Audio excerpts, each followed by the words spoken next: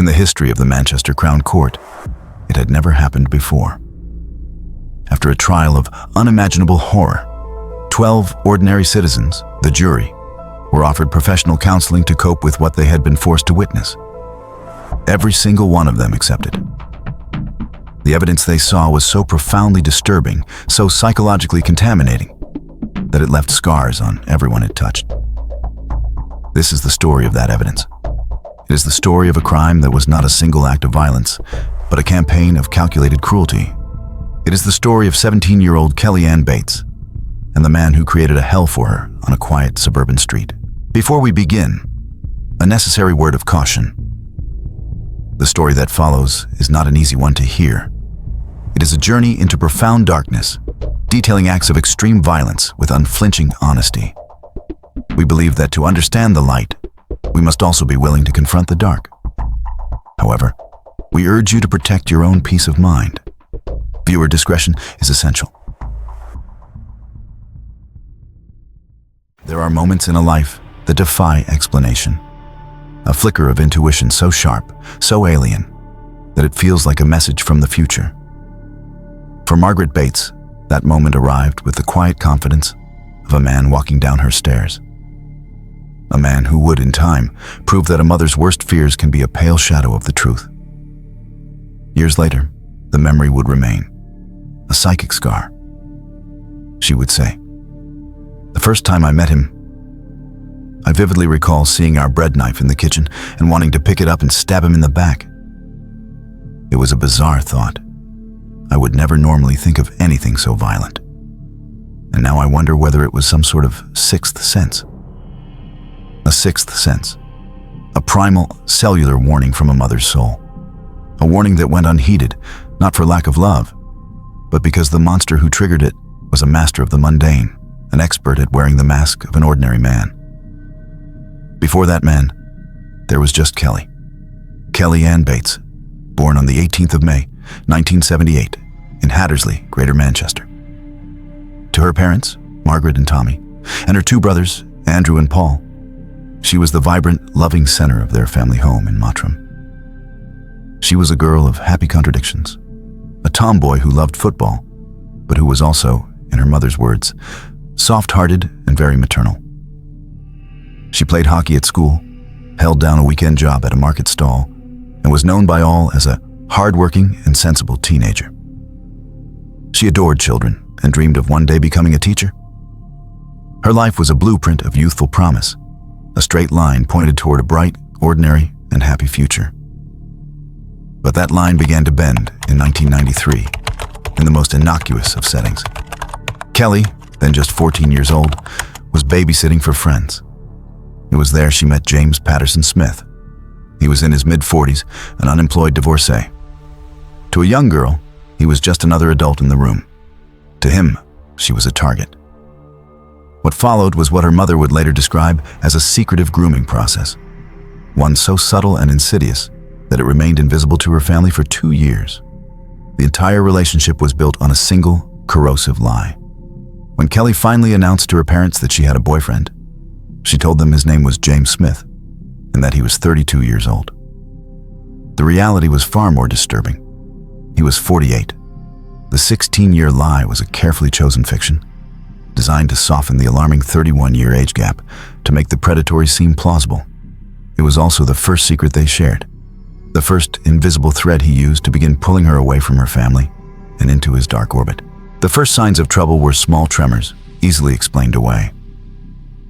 At 15, Kelly stayed out all night for the first time, prompting a frantic call to the police from her parents. When she returned, she had a story. She'd stayed with a school friend. Margaret knew she was lying.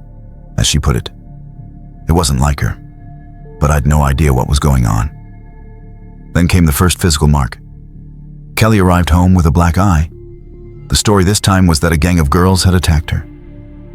It was another lie, another brick in the wall he was building around her. It was soon after this that she introduced him, and Margaret's sixth sense screamed. As soon as I saw Smith, she recalled, the hairs on the back of my neck went up. He was so much older than she had expected. This was not the man she wanted for her daughter. But Kelly was strong-minded, and her mother was trapped in a terrible bind, a dilemma that haunts the parents of every victim of coercive control. "I was worried that if I fell out with her," Margaret explained, "it would just push them closer together." So she watched, helpless, as the man's influence grew. She watched as more bruises appeared. One night, Kelly came home with her face black and blue. Another time, her hand was badly bruised. Each time, Kelly denied he was hitting her, attributing the injuries to accidents. Each time, Margaret's dread deepened into a cold, hard certainty. She did what any mother would do. She tried to get help. She called the police. She called social services. The response was a bureaucratic dead end. Because Kelly was 16, the legal age of consent in the United Kingdom, they told her there was nothing they could do. When she called the police again, convinced her daughter was being abused, the answer was the same. Without a formal statement from Kelly herself, their hands were tied. It was a perfect, vicious circle. The very control that made the abuse possible also made it impossible to report. Kelly, under Smith's complete psychological dominion, would never make that statement. The law designed to protect had become the predator's shield. The situation reached its tipping point in November of 1995. Kelly, now 17 and having left school, moved into James Smith's house on Furnivall Road in the Gorton area of Manchester. The physical relocation was the final and most critical step in her isolation. As one academic analysis of the case noted, her separation from family occurred quickly once she moved in with Smith. He now had total control.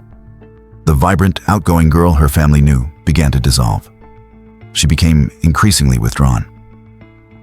In December 1995, just a month after moving in, she resigned from her part-time job, severing one of her last remaining links to an independent life.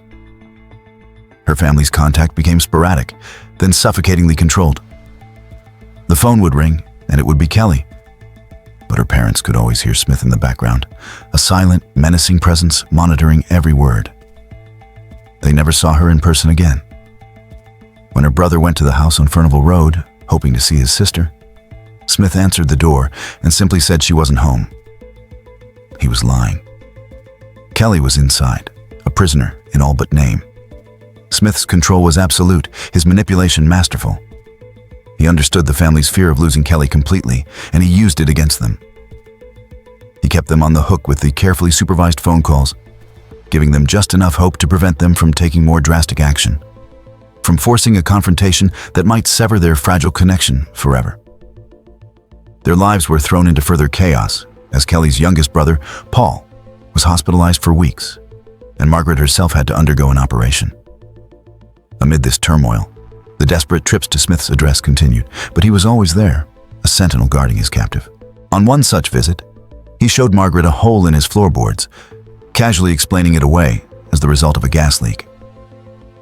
It was a chillingly mundane moment that would later return to haunt her with unimaginable horror. As she would later realize, just a few weeks later, he kept Kelly prisoner in the hole while he tortured her. By March of 1996, the pretense of Kelly's freedom was gone entirely. Cards arrived at her parents' home for their anniversary and a birthday. The messages were supposedly from Kelly, but the handwriting was unmistakably his. It was a final, taunting display of his ownership, a signal that their daughter's voice had been completely stolen. For Margaret, it was the final straw. "I'd had enough," she said. She contacted the police domestic violence unit, who could only advise her to try and give her daughter leaflets, pieces of paper against a locked door. The family was paralyzed. They were waiting by a phone that rarely rang, terrified that any move they made would only tighten the net around their daughter. They didn't know that the time for intervention had passed. They didn't know that behind the door of that house on Furnivall Road, a different kind of horror had already begun. They didn't know that for the last month of her life, Kelly Ann Bates was being held bound, sometimes by her hair to a radiator, other times with a ligature around her neck. They didn't know that the bruises had escalated into a campaign of systematic, sadistic torture. All they knew was the silence and the bone-deep, terrifying feeling that something was terribly, terribly wrong. The injuries themselves told a story of methodical, almost experimental cruelty.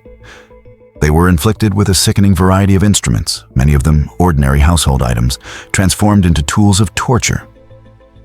There were thermal injuries, burns on her thigh, perfectly shaped, caused by the application of a hot iron. There was severe scalding to her buttocks and her left leg, the result of having boiling water poured over her. There was blunt force trauma. Her arm had been fractured. Both of her hands had sustained crush injuries, and there was a storm of sharp force trauma. Multiple stab wounds covered her body, inflicted with a horrifyingly domestic arsenal: knives, forks, and scissors. There were even wounds consistent with a spade and pruning shears. The violence had been intimate and personal. He had stabbed her inside her mouth. Her body had been systematically mutilated. Her ears, her nose, her eyebrows, her mouth, her lips, her genitalia, all had been disfigured. She had been partially scalped. But buried within this litany of horrors was one finding so monstrous, so utterly beyond the pale of conventional violence, that it redefined the entire crime. It was the forensic discovery that proved, beyond any doubt, that this was not murder. This was a campaign of sadistic torture, with murder as its final, merciful conclusion. Dr. Lawler determined that both of Kelly's eyes had been gouged out. And then came the timeline. The pathologist concluded that this ultimate act of barbarity had been inflicted upon her not hours, or even a day before her death. Her eyes had been removed, in his clinical estimation, not less than 5 days and not more than 3 weeks before her death. This single terrible fact changes everything. It means that for at least 5 days, and perhaps as long as 3 weeks, James Smith kept Kellyanne Bates alive. Alive and blind and starving and broken in his house. He kept her alive to suffer. The act of blinding her served no purpose in a homicide. Its only function was one of absolute psychological terror, of total degradation, of a sadistic control so complete that it sought to extinguish her very humanity while her heart was still beating. And even that was not the end of it. The autopsy revealed that at some point after he had gouged her eyes out, he had returned to the empty sockets and inflicted more stab wounds inside them. It was an act of unimaginable cruelty, a desecration of a desecration. The final moments of her life were recorded on her body with the same brutal clarity. Immediately prior to her death, she had been beaten about the head with a shower head. And then, finally, after weeks of unspeakable agony, the official cause of death: drowning. The silent witness had told its story, and it was a story that left no room for doubt. The prosecutor at the trial, Peter Openshaw, would later provide the only possible interpretation of the forensic evidence. He would tell the court, it was as if he deliberately disfigured her, causing her the utmost pain, distress, and degradation. The injuries were not the result of one sudden eruption of violence. They must have been caused over a long period, so extensive and so terrible that the defendant must have deliberately and systematically tortured the girl. The forensic narrative was complete. The what was now known in excruciating, sickening detail. The simple lie told by a calm man at a police station had been consumed by a truth so horrific it had shaken seasoned professionals to their core. The question was no longer what had happened to Kellyanne Bates. The question now was why. In November of 1997, James Patterson Smith, aged 49, stood in the dock at Manchester Crown Court. He was a man of meticulous habits and a nondescript public face, now facing accusations of almost unimaginable violence. The forensic evidence had been presented. The silent witness had told its story. And now, the institution of justice was preparing to render its judgment. The presiding judge, Mr. Justice Sachs, looked upon the man who had inflicted such suffering and delivered the words that would forever define this case. Words that cut through the clinical language of the law to the dark heart of the matter. This has been a terrible case, a catalogue of depravity by one human being upon another. A catalogue of depravity. It was the only fitting description for the evidence the court had been forced to confront. The prosecution, led by Peter Openshaw, had built its case not on a single, brutal act, but on the methodical deconstruction of a timeline of torture. Openshaw argued that the sheer number and variety of Kellyanne's injuries, over 150 of them, were irrefutable proof that her death was not the result of a sudden eruption of violence. This was not a moment of lost control. This was a project, The forensic evidence was the prosecution's unassailable text. The starvation that had wasted her body away, the burns from a hot iron and scalding water, the fractured arm and crushed hands, the stab wounds inflicted with knives, forks, and scissors, and the ultimate defining act of sadism, the gouging of her eyes, weeks before her death. Openshaw methodically laid out how these facts proved a prolonged, systematic campaign of terror. This was, he argued, a man who had deliberately and with cold intent set out to cause the utmost pain, distress, and degradation to the young woman he held captive. Against this mountain of forensic fact, James Smith offered his defense. He pleaded not guilty to murder. And as he took the stand, the court was presented with a masterclass in the psychology of the unrepentant abuser. His testimony was a grotesque and transparent exercise in victim blaming, a final act of psychological abuse directed at the memory of the girl he had destroyed. He claimed that Kelly would put me through hell winding me up. He told the jury that she had taunted him about his deceased mother. In a particularly perverse twist of logic, he alleged that she had a bad habit of hurting herself to make it look worse on me. It was a desperate, pathetic attempt to paint himself as the true victim, a man driven to extremes by a manipulative girl. But the prosecutor pressed him.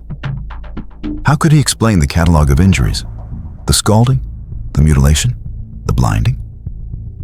Smith's response was a final, absurd abdication of all responsibility. He claimed that she had dared him to do it, that she had challenged him to do her harm. In his distorted reality, the torture he inflicted was not his own sadistic creation, but merely a response to a young girl's taunts. His lies were not just an insult to the court's intelligence. They were an insult to Kelly's memory. But his words would be drowned out by the voices of other women.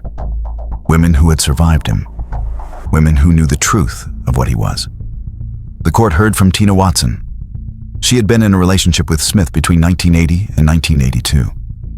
She described how he had used her as a punch bag, subjecting her to daily beatings even while she was pregnant with their child. She told the court, "At first it was now and again, just a little tap. But in the end, it was every day. He would smack me in the face or hit me over the head with an ashtray. He would kick me in the legs or between the legs." And then came the chilling echo, the detail that connected his past to his final, fatal crime. Tina Watson told the court that during their relationship, James Smith had attempted to drown her in a bathtub. After Tina managed to escape, Smith began a relationship with a 15-year-old girl named Wendy Mottershead. She too was abused, and she too had been subjected to his signature act of terror. He had held her head underwater in a kitchen sink in another attempt to drown her. The testimony of these two women was devastating. It proved that the murder of Kellyanne Bates was not an isolated act of madness. It was the culmination of a decades-long pattern of escalating sadistic violence against women and girls. The attempted drownings of Tina and Wendy were dress rehearsals. With Kelly, he had finally perfected his craft.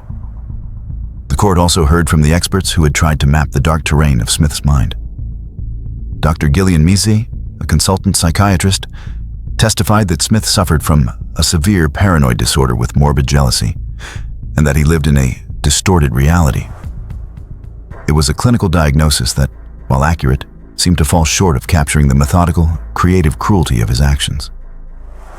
Another psychiatric assessment presented during the trial offered a blunter, more terrifying conclusion, describing him simply as an adult sadist who will always be a danger to women.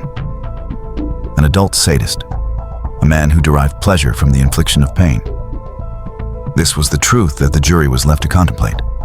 The evidence was overwhelming. The lies were transparent. The pattern was undeniable. They did not need long. After deliberating for only 1 hour, the jury at Manchester Crown Court returned its verdict. James Patterson Smith was guilty of the murder of Kellyanne Bates. On November 19, 1997, he stood for sentencing. Mr. Justice Sachs looked down at him, his voice heavy with the weight of the horror that had unfolded in his courtroom.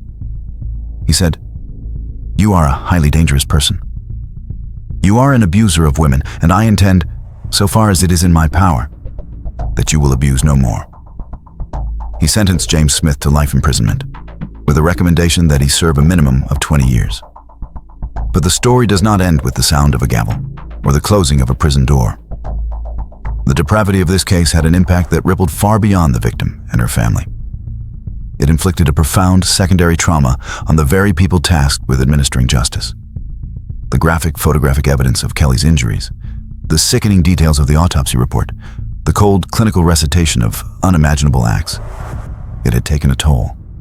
In an unprecedented move for the Manchester Crown Court, every single member of the jury was offered professional counseling to help them cope with the psychological burden of what they had been forced to see and hear. And in a final, powerful testament to the uniquely contaminating nature of this crime, every single member of the jury accepted the offer. Certain acts of evil are so extreme that they wound all who encounter them. The torture and murder of Kelly Ann Bates was one such act.